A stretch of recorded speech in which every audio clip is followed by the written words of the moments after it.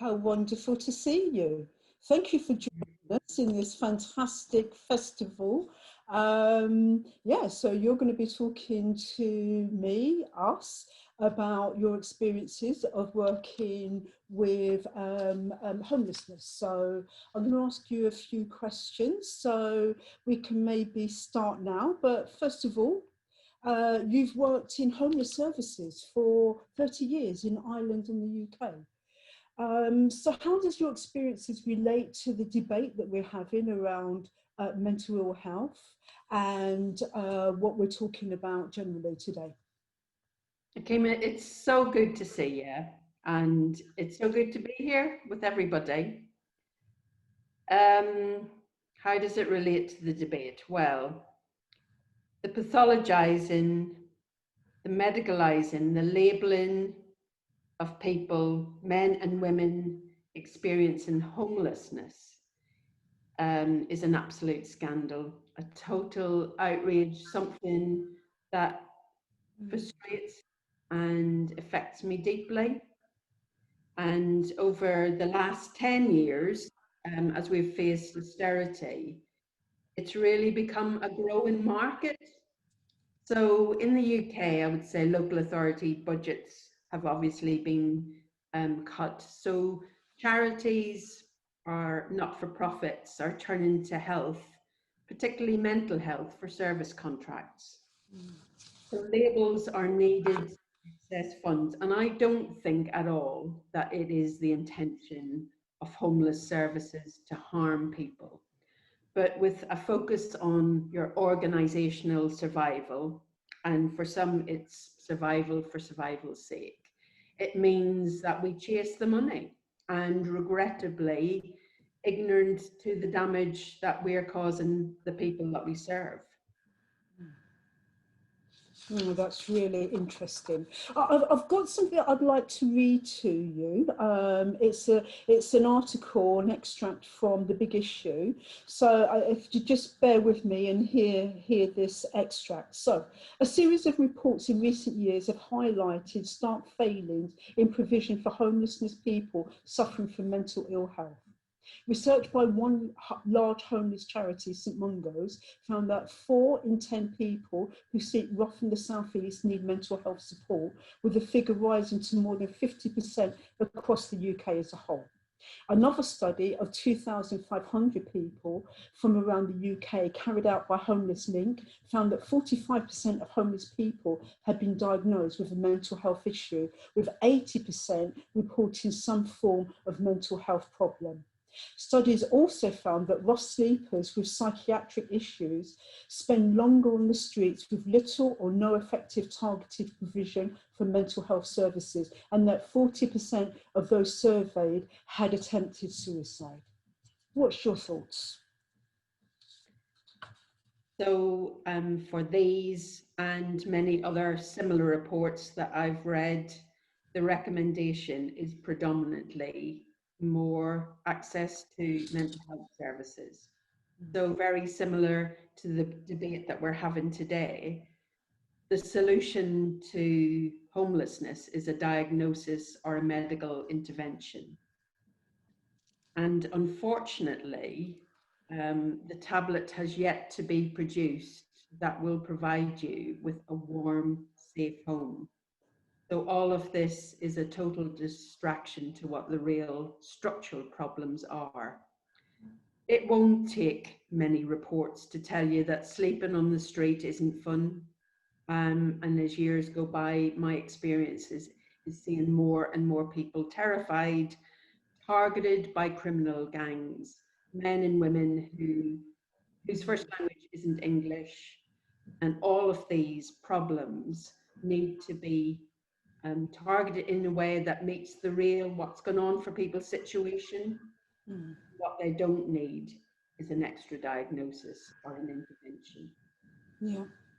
I get that, Pat, but I think there's something as well about, you know, an argument could be made that some might argue that having that label may increase access to other services that could help and offer support and benefits for those who need it.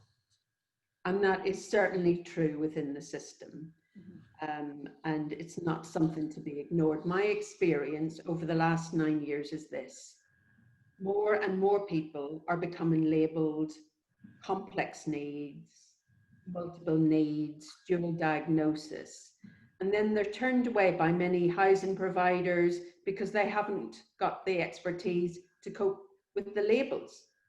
Services are becoming more and more risk averse, and they're frightened to work with people whose only real problem is that people aren't listening to them. More and more people are internalizing these labels themselves: the bipolar, the clinical depression, the anxiety disorder, and they lose any hope or motivation that their life can be different.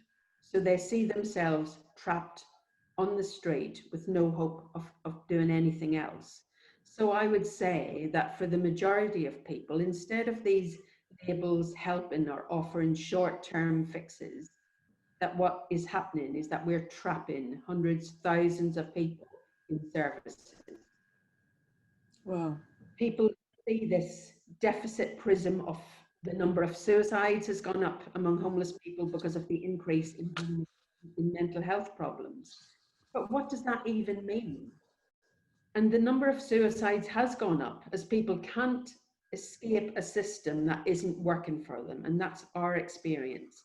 It's where is the housing that is going to help people? But we've taken our eye off the real problem. That's quite a huge statement, Pat. Not that I'm doubting that, but I'm just wondering, how do you know this? I would say that it's probably taken us 9 years to identify that we were trying to solve the wrong problem. But at Mayday, over the last 9 years, we did something that we had never actually done before. We really listened to people. We didn't ask them what their needs were. We didn't ask them what services they wanted. We asked them their experiences and we just listened. And as a result of what we call our wisdoms, which is that sort of deep listening, we've changed every aspect of our organization: what we do, how we think, our purpose and our mission. That's absolutely fascinating. I'm wondering if you could elaborate a little bit more. That's really, yeah. What did you do that was different?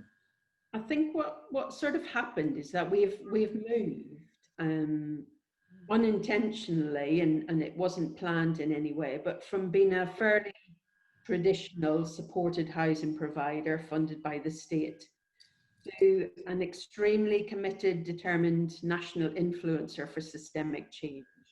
And that mission moved from ending homelessness to reconstruct a system that really works for people. So that finding out that problem was not the people, but the system, really changed the way that we thought and acted. So when we listened to people initially in 2012, they told us two things. They told us that the system, when you become homeless, at best, it dehumanizes you, it is intrusive, embarrassing, it re-traumatizes you, and at worst, it traps you in services. You become institutionalized. And all of those behaviors, all of those symptoms, we see as your individual needs. As instead of seeing it as something that the system has done to you. And the second thing was the results aren't good enough. And in addition to people telling us that, we knew through St Andrews University data that did all of the government statistics, too many people were getting stuck in the system. They weren't moving out, or if they did move out, they came back. And people talk to me about psychologically informed environments and psychologically trauma-informed care. But in homelessness, unless you have got PIS, not PIE, psychologically informed system, nothing is actually going to fundamentally change. And we discovered there's 4 things that's wrong with the current system. And the first thing is, what the system does is continually focus on the problems, continually focuses on your weaknesses. So you're a drug addict, or you're a problem with alcohol, or for women, you're fleeing violence. And what we learned through our research, which went way beyond the homeless sector, is that if you continually focus on somebody's problems, they'll only ever move so far. So personal development progress is limited, and people are very unlikely to sustain change. Whereas if you build on what people are good at, if people have got evidence for themselves that they can succeed, that they're good at things, it improves that internal motivation, and change is likely to be sustained. It's not rocket science, it's all around us. It's what we do with our athletes, it's what we do with our top executives. So why wouldn't we do it with every single person that is experiencing homelessness? Why wouldn't we give them the best shot at getting through a tough time? But what this tells us is that the system in the UK, which is based around needs, risks, deficits, it's never going to work. And then the second thing that became really apparent was this concept of fixing. So the art of fixing is where we focus on that problem and not the person. And this is probably the biggest barrier of getting through a tough time. So by focusing on your complex needs or your multiple needs, we fail to get that real insight into who you are, into an understanding of what is causing, what are the interconnections, why are you drinking, what's the barriers for you to sustain your change. Because if someone is drinking to cope with a childhood trauma, if somebody is drinking to survive a night on the street, sending somebody to rehab, trying to fix somebody's drinking is never going to work. However passionate we are to change what we perceive as people's harmful behavior, their self-defeating beliefs, if we don't look at the wider context of who that person is and what has happened to them, on most occasions, we're not going to succeed. Yeah, every day, workers are out there helping to fix people with their mental health problems, their drug use. And all of that does, it compounds people's belief that their situation is hopeless. If that person has become institutionalized, then they've built up this real history of, I go to rehab because that's the only way I'll stop drinking. Stopping drinking is the only way I'll sustain my flat. And of course, if it's a survival strategy, they're not going to stop drinking, but they've internalized that failure as their failure, as opposed to saying, it's the system that sent me there that didn't listen to me and what I needed.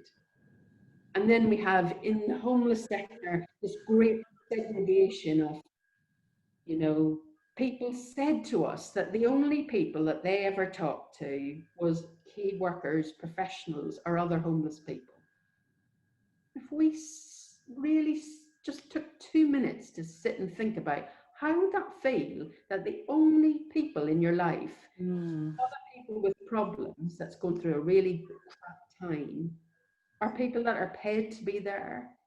And you know, there's some really absolutely great workers who are trying to fix people's loneliness and isolation by being a friend within a service. So what that does is build up people's status, their familiarity, their sense of belonging, all within services. It's like the bloody Truman Show. It's like, it's not real. And so you've got the homeless GP and the homeless dog sit-in service and all of that whole big industry. And then we say to you, and there's this great flat 5 miles down the road, and go off there and be on your own. And when, you know, a few months later, you come back, it's because of your complex needs. Not because we have created some bloody big psychological barrier to in services to stop you and trap you getting out. We don't reflect on that. And then the last thing, which is what we all know and what has been the topic today, is we're good at pathologizing you. And this is today the strong lobby to destigmatize mental health issues is a really positive step for some people. People who have felt isolated feel normal.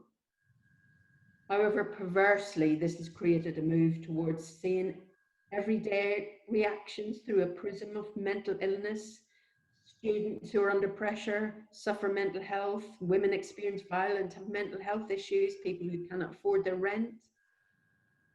However, there's a tipping point when we see people's problems as mental illness.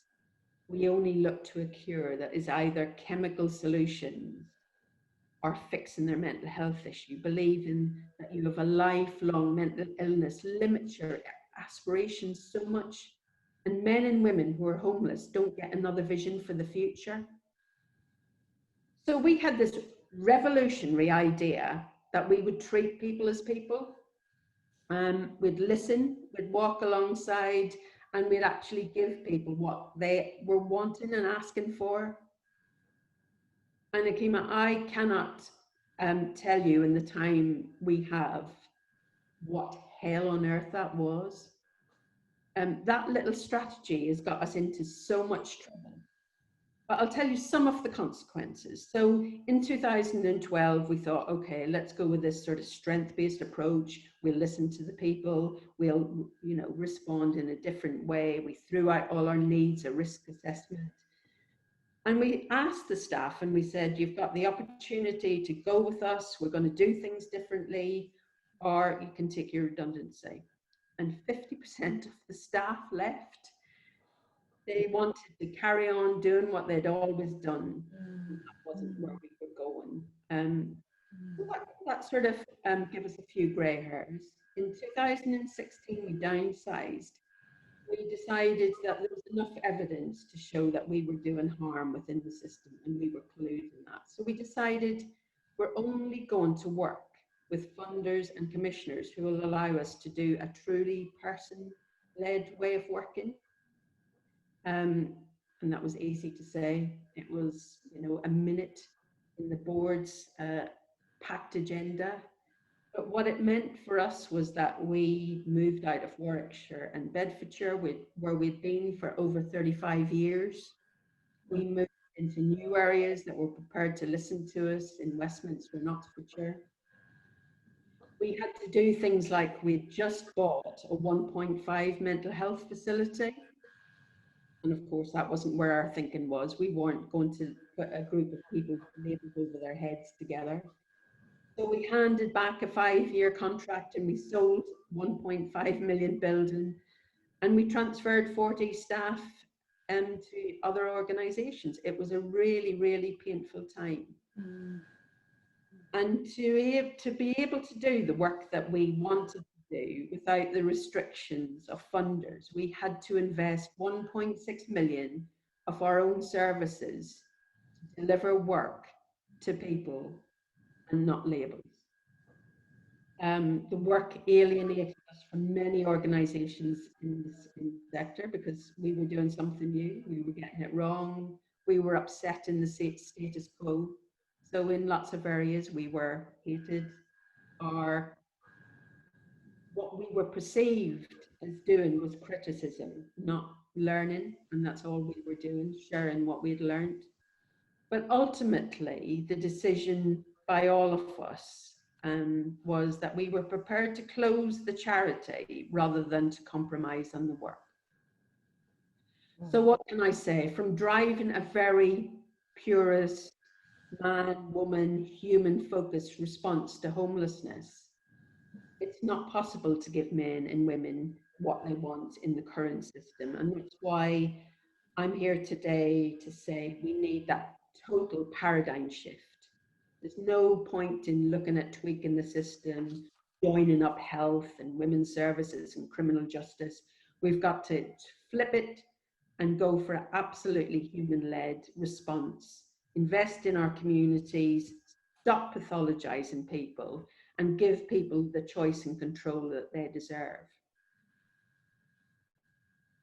Wow, Pat, I was just mesmerized. I mean, wow, you have created a revolution, and I think there is something about how we talk rhetoric around, creating systemic change.